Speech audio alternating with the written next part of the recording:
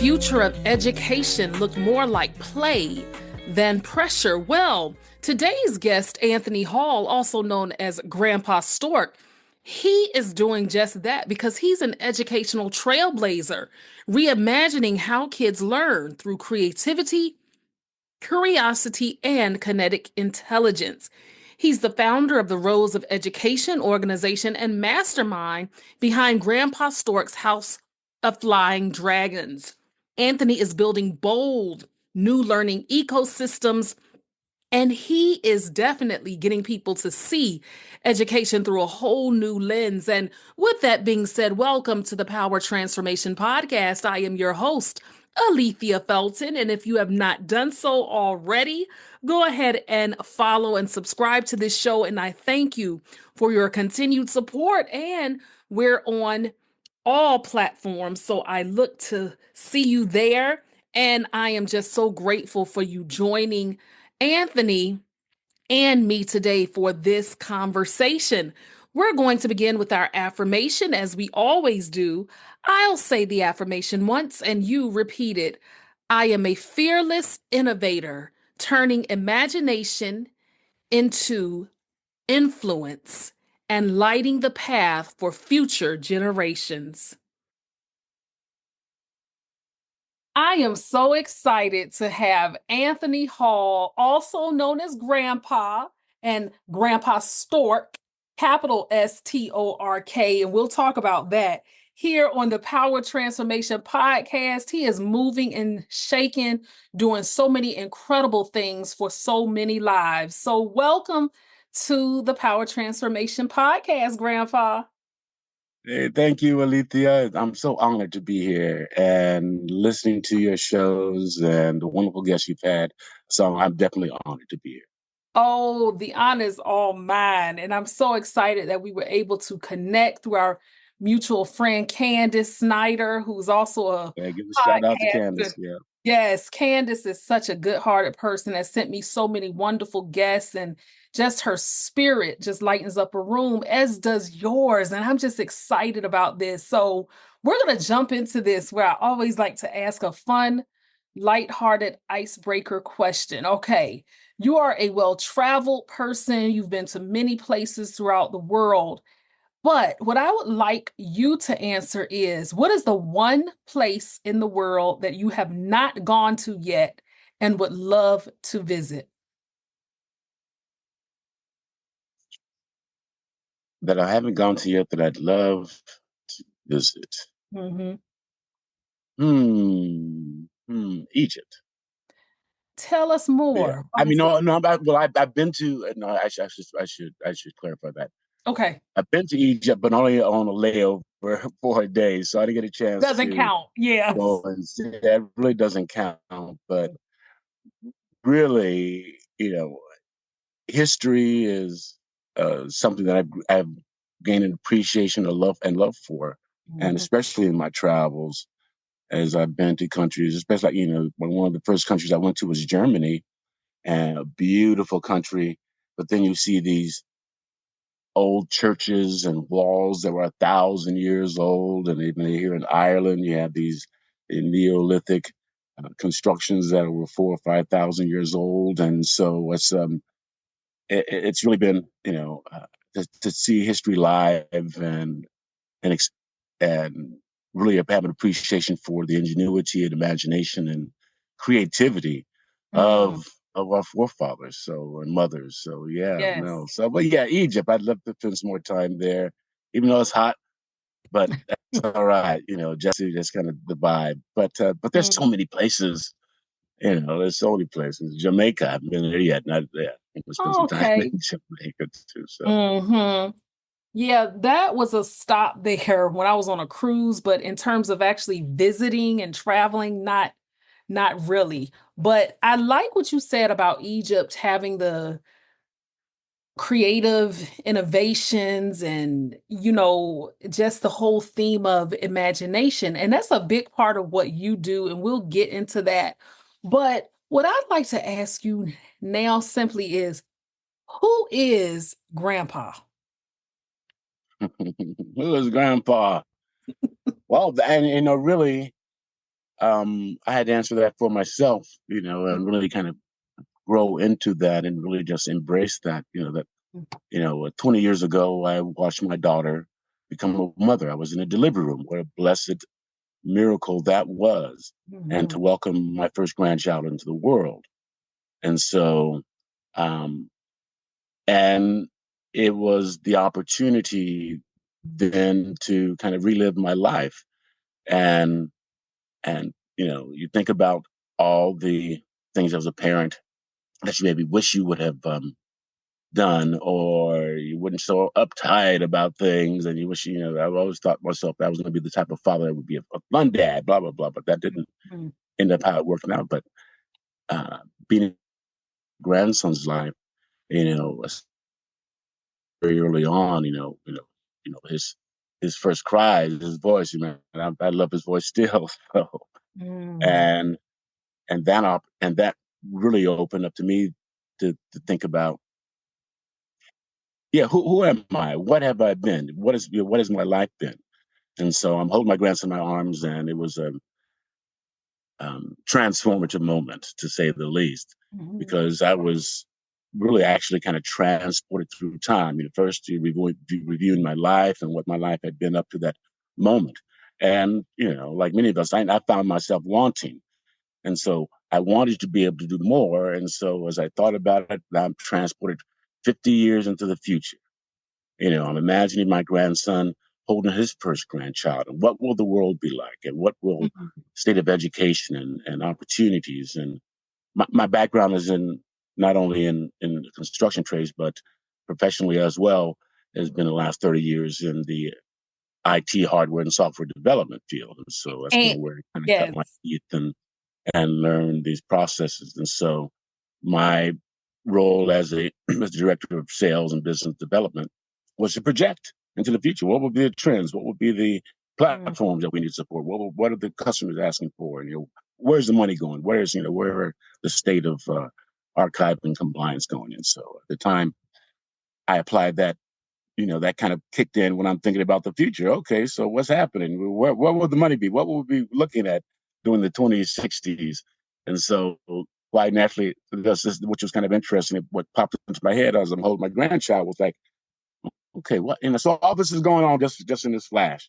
And Mhm. so I'm thinking about, well, in the 2060s, or well, 2050s, the 2060s, we'll be celebrating the the, the U.S. and the former USSR and Russia will be celebrating the centennial of the space program. We'll Mhm. be talking about, so all the achievements that we've done, and then up to that point, whether it be space colonies, you know, new, space tourism businesses, and all this stuff that's going on. But will my grandchildren have a stake in that? Will there Mm. be opportunities for them? What about other kids? And so that was kind of what I was left with, thinking about, okay, how can grandpa make sure that, my grandchildren's grandchildren can be stakeholders, innovators, not a captive audience, but captains of industry and enterprises. And Mm. what can I do to be a part of that? And so that kind of led me on this path of where I am now. Having been on the road for the past, celebrated 10 years on the road in February of this year. February 1st, 2014, I landed in Dar es Salaam, Tanzania, on a 2-week investigative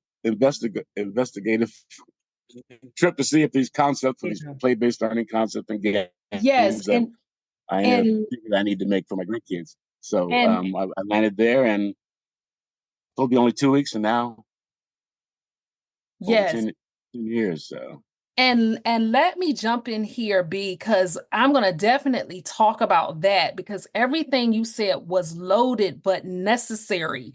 And I wanted to bring up the fact if we could just go back some in terms of your earlier origins prior to you getting to this place in space that you're in now, is that your career began in IT, as you said, and that at times you found yourself occasionally to be the only person of color in different corporate meetings and trade shows and things of that nature. So take us back to those early days and talk to us about just what were some toughest challenges that you faced in that space, but how did those experience shape your resilience and your drive to actually create what you do now? And if you could talk about that some. Okay, then I have to give all credit to my parents, to our Mm, parents, as far as how they carried themselves, how they thought of themselves, but also how they raised us to think of ourselves as being no less and no greater than anyone and deserving of the same amount of respect. And that the gifts that we had were our responsibility to develop and to give back. And mm, so, but there's no, you know, no handouts in life. mm. That's right. That we have to be able to make our own way, and we have to be responsible and accountable. But looking somebody in the eye, shake, give them a firm handshake. I mean, that was drilled and instilled into us. Especially one thing of my stepfather. You and my mother. They were involved in the civil rights movement, and really Mm, about how do we as Africans and Africans in the diaspora, and whether it be of any African yes. or even that we have to view ourselves more than this past 400 years, and so that we have a rich history and legacy and connection throughout the world, and so and the kind of conversations that were going around in our homes. My parents would have rap sessions with folks in the neighborhood talking about what's going on and how can they be a positive influence Wow. in the community. I mean, all those things kind of filtered down to, and so I would say that as far as so I didn't have kind of any really typical difficult situations because it always came down to how I viewed myself and how I Yes. presented myself and how I went going in.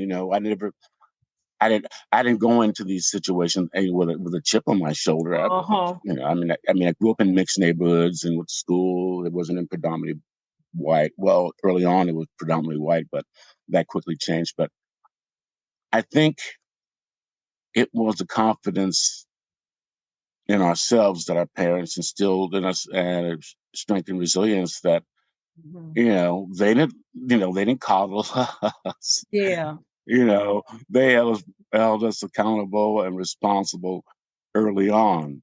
And and and I guess because I saw how people of different races responded to them, to my Mm, parents, and how they got along and how they just treated everybody as the same. They didn't talk any different. They didn't behave any differently. They were themselves. And so even when I find myself in situations like, so my first job in the IT field was at a laptop computer company. They hired my okay. empowered there temporary to answer the phones. So I'm answering the phones. He's about to take a drink. Uh-huh, sure. Um, Answer the phone and really to, forward calls to the technical support department or the sales department and so forth. And so that first week, I'm getting all these questions, and but because of my curiosity, I also went back and wanted to find out, why was this so?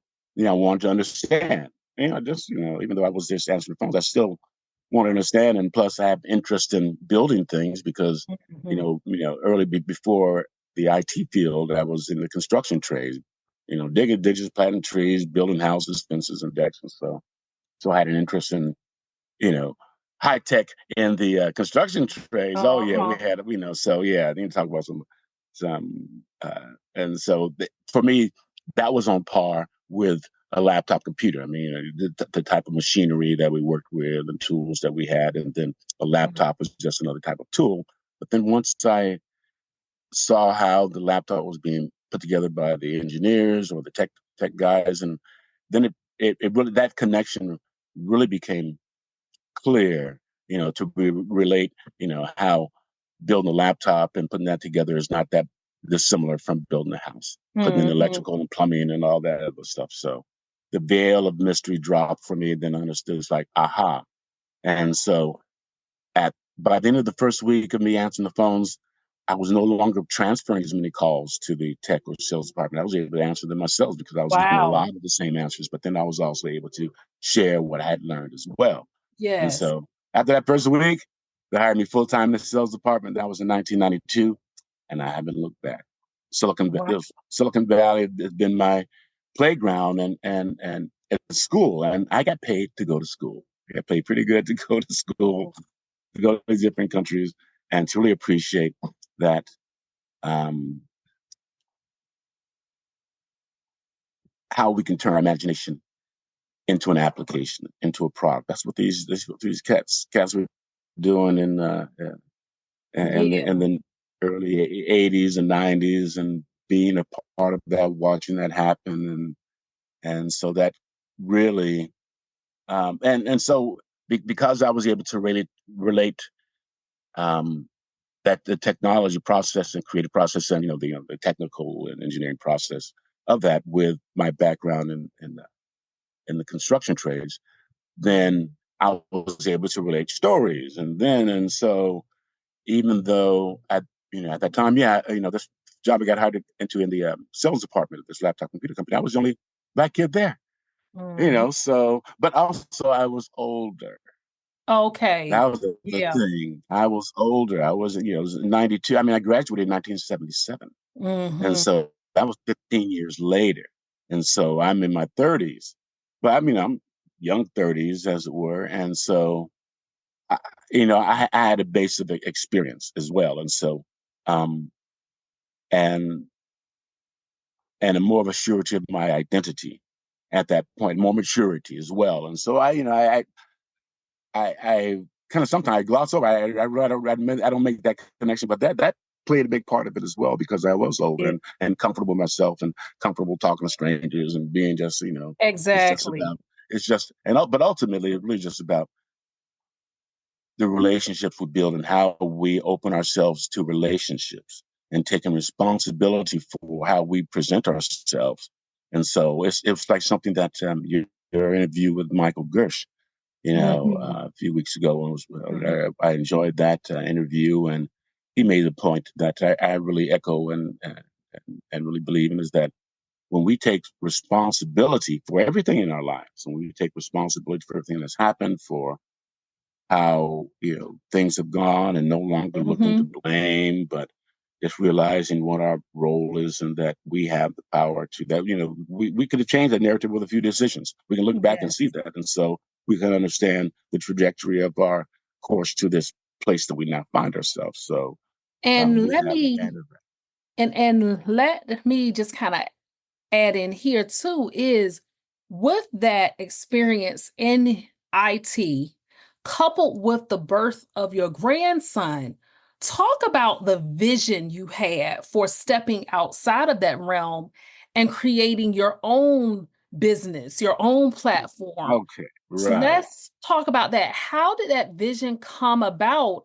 And then more so than just how the vision came to be, but how did that vision evolve into creating a platform that actually affects children worldwide?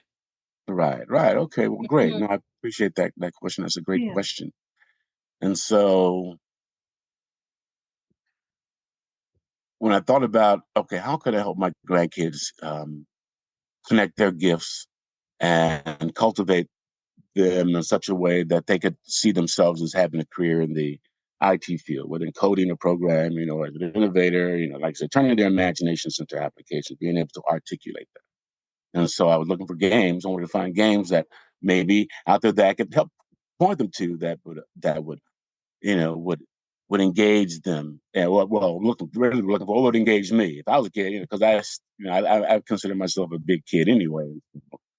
I'm looking for something that that would be engaging, that would be fun for young child and on up. I couldn't find anything, Mm. and so that got me to thinking, okay. Well, if you can't find it, okay. Well, okay, Grandpa, what you got? You love to make games, and so I That's decided, okay. Well, right. I've always created games out of everything, and so I just turned now this newfound experience and understanding of application development and focus it on, okay, what am I good at? what are some of the key things that would be a way to focus on innovation that they don't have to learn anything new, but it can take what they're already doing and then expose them to technology and show how it's embedded in how they're riding a skateboard or how they're creating a rap or poem and just unlocks some of those things so how it connects to technology and where it's going. And so that was where I thought started thinking about, okay, what, really what if and that if I wanted to build something, if I want to create something for them, for my grandkids, then it has to be dope. It has to Yeah, be of great value that's and will right. continue to give to them, I mean, that it can grow and grow up with them. And Mm-hmm. so it had to get more value than what it would cost as far as building a product, but that it will continue to give value, continue to kind of, that would be something that would ignite their intellect, inspire their imagination and inform their identity, so that it really should really. So that was my thing. It's like, okay, so if I'm making for my grandkids, then it's like this is my heart. This is Mm-hmm. what that's going to this, and this is my gift to them. And so, and but also thinking, okay, so, but not just for my grandkids. What about other young black boys and girls at the time? I was trying to say, focus on who's your target audience. Let's say 6 to 9, minority kids growing up in inner city, urban, and rural communities. But now that's turned into just, kids of all sizes around the world. Yeah. And so that, really it's been about unlocking not only curiosity and imagination, but also connecting us, young ones to that inner genius, that we all exhibit up to a certain age, but then certainly Mhm. starts to squash down, but still resides within us. And so, how do we reconnect to that child we are inside? And so that was really what I was looking to do, create something that for me would also connect to that child I am inside. And what better way than to imagine, okay, I'm 9 years old, but with 50, well, at the time, Yeah. 50 years of experience in IT Uh-huh. and all this work experience. Okay, so okay, we show them. Well, let's see what you got, Grandpa. And so that then, So, real quick, how did you come up with the name of it? Because okay, it's what, trio, okay, so right? Or yeah, trail? so the Rose of Education organization. Uh-huh. Okay, so the Rose of Education organization began as a article I wrote in like Mhm. April of 2010. Yeah. And it was just my kind of rant as I'm, because I was just experimenting now. Then okay, start getting stuff out there, start connecting with people because I already had this idea for the company, and I was trying to figure out which way I was going to go. But I was doing this rant, and the article was called "America, We Have a Language Problem." And I'm Okay. talking about language and how we use language and misuse it and abuse it, and that we should think more of language as like to me the rose symbolizes universal language. I mean, with the rose, you can talk architecture, engineering, astronomy. You can talk, art and science and all things. It speaks all those languages Mm-hmm. and compassionately. And so, for me, it really is about how do we turn our language into something that's as a gift, like a rose? And Wow. how do we create this new way of being and speaking with each other? And so the idea I liken, the rose to language. And so the language of education, the rose of education, the language of education, that Mm-hmm. really, really what we think about. How do we change the language to and really attract all and really to engage and compel and inspire, more. How do we speak to them in the many different languages that they speak, whether it be kinetically or the words through artwork. And so I wanted to make sure that how could I speak to all of these Mm-hmm. different, not just one sensory input, but how can we develop for multiple sensory experiences, make it more experiential. And so, and but So Treo, yeah, so they have Treo, so the Rose Mhm. of Education, so and but um Treo, let's go back to the vision then, because that really would tell you as Yeah. far as I'm thinking. So I'm thinking about, okay, 50 years in the future will be, so I calculated 50 years, to November 24th, 2060, which would be the 50th anniversary of Treo, which is so it was formed in November 24th in 2014. And so I'm 2010. And 2010. so when the goal was, okay, so how could I make sure that my grandchildren's grandchildren will have be stakeholders in this future? And so it's like, well, you want to predict the future, you got to build it. So it's like, okay, all right. So that became then my timeline, that and that became also helped me to focus on what did I see that we could do that would be a big audacious vision, but also really ultimately to build a legacy. And Yeah. so uh, Treo is a space tourism industry startup developing operations in education, entertainment, and exploration. Our vision is to be the answer to the question, what kind of games and sports will humanity play in space?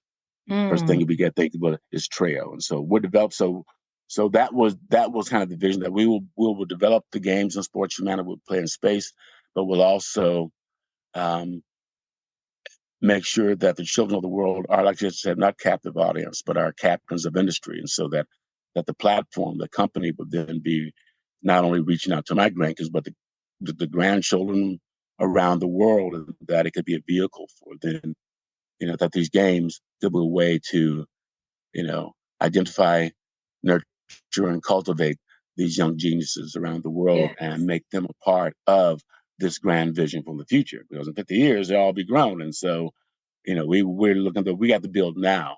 If we're going, Yeah. if I as a solopreneur, have this big goal of building, competing with Elon Musk and Jeff Bezos and Sir Richard Branson, and to be in that NASA, be a vendor from NASA, or work for these, be part of the payload on some of these uh, initiatives and ventures, that not only have to start building now, but how do we create a pipeline? So then what comes into play then is, okay, so how did I, when I was the sales director of business development for a software company, I managed the strategic partners and relationships. I managed the sales channel. I built the relationships with partners. And so for me, that was, the way to build an international platform to launch our space ambitions would be to take those same things I did when I was in the corporate field, and do it for my company, knowing that the ambition is too big for me to do on my own, but we know how to connect. We know, and connect the dots has always been one of my favorite games, as well as Okay. puzzles. And Hmm. so then it Yeah. became a matter of, how does this puzzle come together, and how do you connect all these pieces meaningfully? So not just all haphazardly with no thought or strategy, but it's with a focus of building something with intent. And so you're connecting these pieces like you're building an engine, or that you're building an application, or a house. And so there Mhm. goes this planning and architecture and design that's involved in that. And so those kind of that you have to approach it that way as well. So, but I think, yeah, answer the question. Did I answer your question? Yes. Yes. Yes, you Now, did. do we ever? I So, w- so I gave you a bit. and I gave you. Yeah. No, go. I'm sorry. Go and ahead. yes, uh-huh. So what what I want to do is ask this, because you've often spoken about the importance of nurturing unique gifts and talents of children. So, Grandpa, reflecting on your own childhood specifically, I'm curious about this, because although this legacy is being built for your grandchildren as well as other children around the world, think back to your own childhood. Share any obstacles that you encountered in discovering and even cultivating your own gifts, and how you overcame that. Okay. I was very shy growing up. I stuttered and Really? stammered, You were and shy? hid behind my mom and say, "Go out and meet these people," And so Wow. yeah, I mean, because it was hard for me to get the words out Mm. because my brain was working so fast I couldn't get the words out. But then also talking to people, it was like I couldn't understand folks. Like what they're saying didn't match their body language or the tone, and so it was just I always get Oh. this disconnect. And so I just I was off my own head. But and so while I was shy in that aspect, and it was hard for me to talk, and even sometimes, but not that much with my friends. But because I was gifted athletically, I and excelled on the football field or Mhm. baseball, that opened actually that opened me up to more having more social interactions with kids and kids I didn't know, and gave me a lot of confidence, even though I didn't have that as much confidence with adults. Mhm. And but I really when I was thinking about this the other day, I was just I was kind of getting my mind around the interview was that really kind of helped me a lot to come out of and be not afraid to explore, because I grew up always being the first one picked, or being people Oh. I wanted to, or made captain. I never wanted to be a captain because I didn't want that response. I just wanted to play. But Mhm. so I mean, I didn't. But um, as far as you want me to speak to people, forget about that, or to be, you know, boisterous I've just but so it's like Michael Jackson in a sense that Mhm. football, the football or baseball that was my stage. That was my I was at home there, you know. Yeah. And so, but outside of that, you know, I was at home in my own head or at home, and so that was kind of where I lived. And so and Yeah. but um No, so yeah, it so was it was it yeah. was so it was hard for me to make that connection. I mean, I don't know. I was trying to think about that. How that, that made, I mean, because I was in a good place as far as that's concerned. But in other Mhm. ways, but I didn't feel like any better than anybody. It was just fun, Yeah. and I didn't, so I didn't know, not ostracism or ridicule in certain sense because I couldn't play ball or something, like kids do. But um, stuttering, kids, tease you about my big hands, my big feet, my big lips, juicy lips. I mean, so I was teased incessantly, Right. because I was wearing a size 11. I was in seventh grade. We're looking at this. I'm looking at this picture of myself on the seventh grade, the junior high school basketball team, and I'm looking at these big boats, that I have as my feet. And Uh-huh. so, and so yeah, so we, but and so yeah, and so I grew up with a great inferior, in a sense, a complex about these things that now I look back, man, I mean, I've grown into them, and I Of just feel, course. I feel, you know, the gifts that they are. So Mm. sometimes, if things that we don't recognize are gifts, we're, and so how do we take what we are naturally, and how do we embrace who we are and what we are naturally, and Mm. make it a part of, you know, embracing our identity and not allowing others to, you know, um, they can't say who we are. They haven't had experience. They didn't walk in our Exactly. shoes. So who they That's to tell us right. who we are, and what our experiences are. And so, we Uh-huh. have to do that for ourselves. And so the confidence of that, then to articulate who we are, but how do we, you Yes. know, how do we get to know who we are? And so the Mhm. game's really been about how do we create not only games that are fun, but also help, individuals take a deep dive, if they want, Yeah. into who they really are and what we really are about, and discover and explore that. And so the And games for me let are me meant to be an just explore. and let me add here too. The reason I asked that specifically, and I think it's so important that I did, and I loved your response to it, is the fact that you're so intentional about how you awaken I like to say awaken discoveries in children that they may not have even known existed. And that I think that children need a voice and they all need an advocate. And the fact that you can recognize what your struggles were as a child, because then I think it makes what you do for kids now even much more valuable, is because you can empathize with that kid that might be that stutterer. I stuttered severely as a child.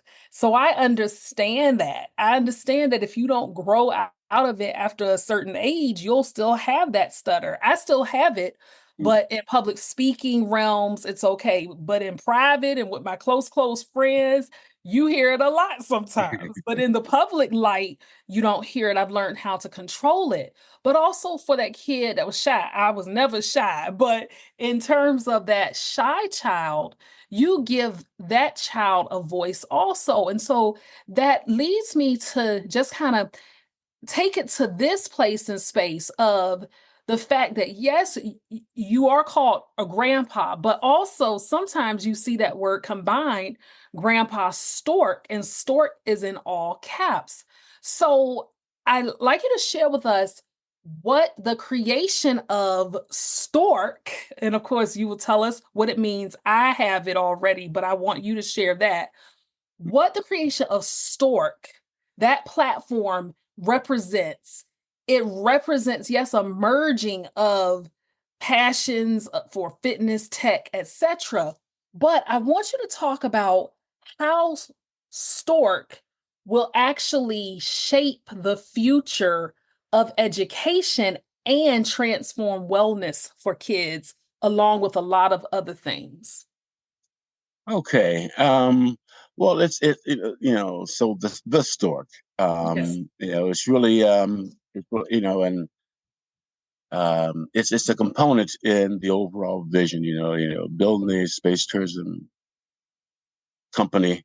Want to create these type of games, but also have a vision for a space colony that's Mhm. designed by young people that we will.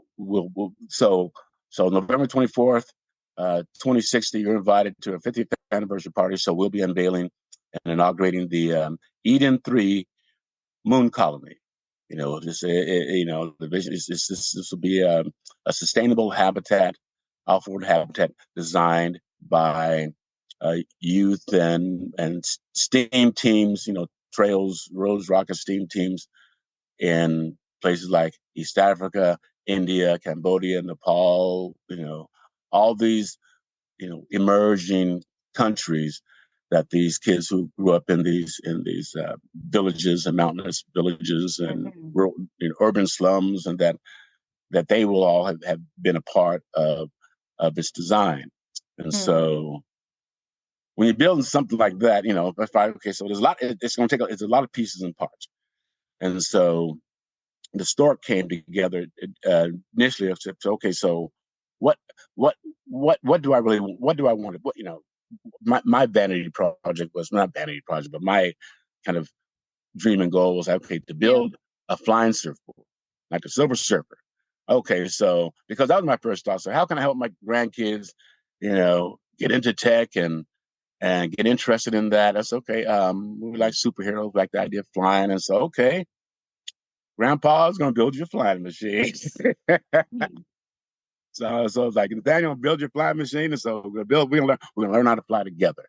Figure I could do what the idea was to do a project, do this, so this is going to be one of Treo's flagship props, the Mhm. Dragon's Wing, highly maneuverable flying surfboard, for zero and low gravity, transportation, so that, so we have that's one of the things that's on the drawing board. But that process there, how would that look? How would I go about teaching them about that? And so the idea of turning it into a game, the development of this flying surfboard, a highly maneuverable, high speed, you know, basically flying hoverboard.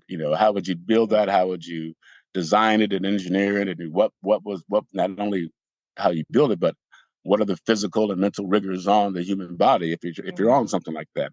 It's not as easy as as they make it look, That's right. on Iron Man 3 or whatever. So Uh-huh. the idea was then, okay, so how we simulate it? Okay, so now we get into application space, and so the idea was then to, you know, create, go through the process of building and designing and conceptualizing would be one of the ways that could be used to and create do it as a game, would be a way to expose that you know And and the so science, technology, engineering, art, math to that.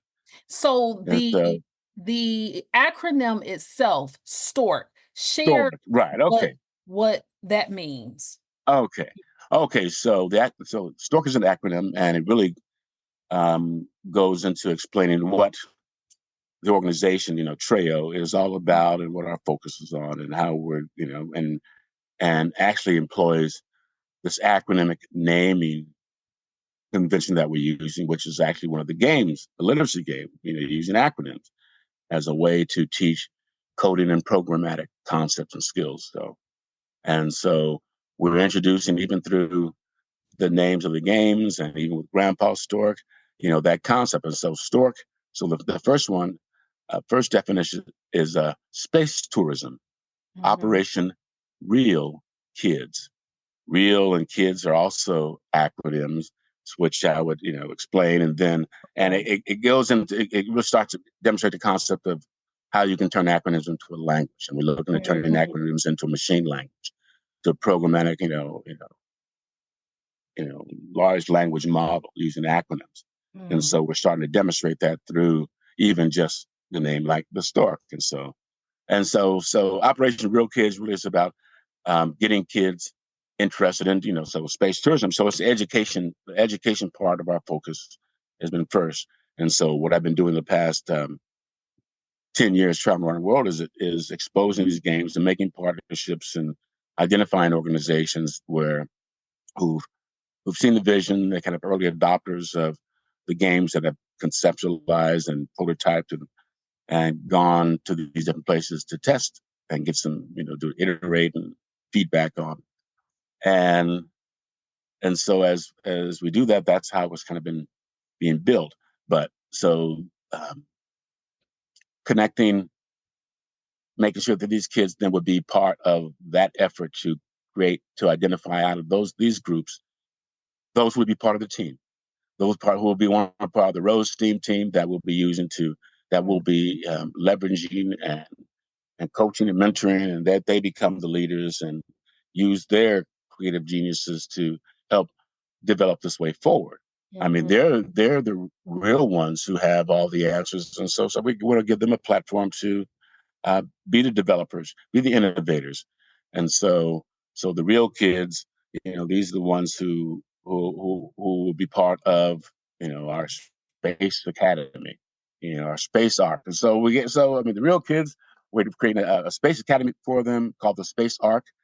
So Space Academy for real kids. So we're looking to we're doing the education part. We're building that kind of ecosystem, but also Stork, and so but so and so there's this lyrics component and there's a physical component. So the other definition for Stork is sports technology optimizing reflex kinetics. It's really Oh. kind of the discipline and exercise I've been coming up with to figure out. Okay, you're standing on the back of on a surfboard, or in the case of the game, a dragon. How you stay Mhm. on? What is it going to take? Awareness, balance, core, strength. The ABCs of dragon flying, as Yeah. Grandpa Stork likes to talk about. And so, Like that. so it's Exactly. really so the stork, and in that context is the discipline, the flying discipline, the to to build up that stillness and that balance and that connection of mind body, that mindfulness awareness, and and be so if you practice yoga or you practice martial arts or dance or everything's about balance and being centered, and so standing on a challenging balance like standing on the back of a dragon or on a flying surfboard, how would you stand and move? Could you stay balanced, change perspective? And so Yeah. part of that, so that effort is not only exercise for the game and part of the you know fitness program, but also part of the research for it. So the games actually ultimately are research for building some of the tech things that we have in mind. Mhm. So the Dragon's Wing, flying surfboard, the academic, programming language, maybe AI chatbot and all this stuff. So these Mhm. games then are a way for us to give it out there, and they become part of our development team. And so Yeah. we're developing through the crowd and as stakeholders, and they have, especially these organizations we partner with, then they have an opportunity to become, you know, um, to own have an ownership of Uh-huh. programs and things that we build together. That they no longer have to be as dependent upon programming efforts to get money in, and so that Mhm. there ways that we can work together to help where all are benefiting and we continue to give back to That's these right. places. So yeah, so And that's it, kind of short of yeah. it, for Stork, but it's really meant to be a way that we can relate. The image of the stork. Stork is bringing new life, new something new into being. Like we're Yeah. delivering a baby, and Uh-huh. so so with the stork delivering a dragon's egg, which is the type an MVP that we have that will be presenting is kind of evocative of all these things and all the visions we have for the future that all carry within this egg. It is a symbol of growth, and you open it up and everything grows out of that. It's almost like a seed, and so um, we see this as just kind of just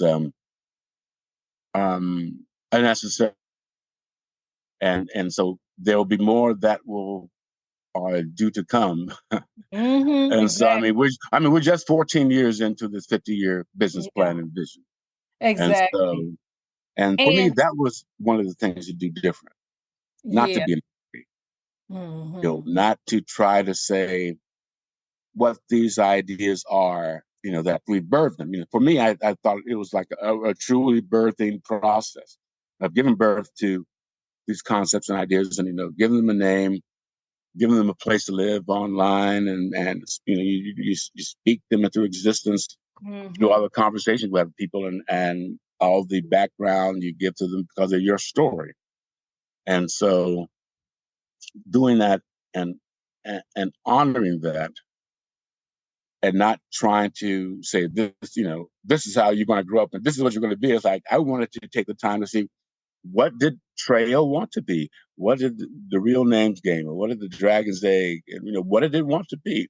How would kids in in uh, New Delhi play differently from kids in North Richmond, California, or Yes. kids in Nepal, or kids in Cambodia, or young people, or college students even in Delhi that I went. I visit. So it's not just kids.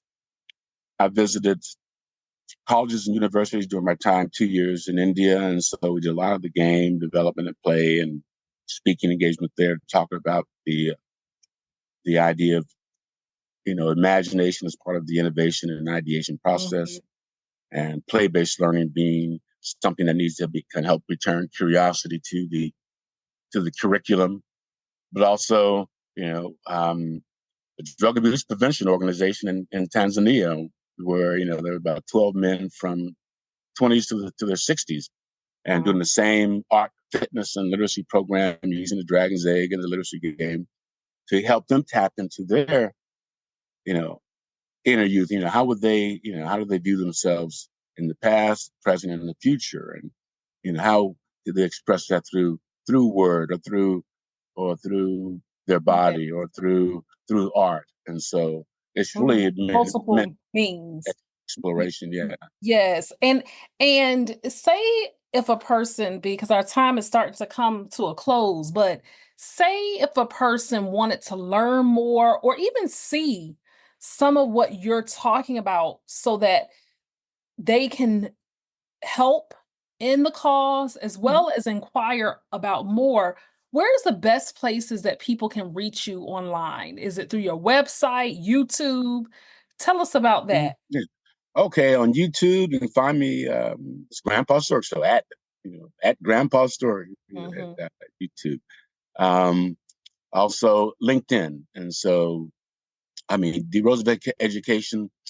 Um, like I said, it started as an article, but then it grew into I formed it.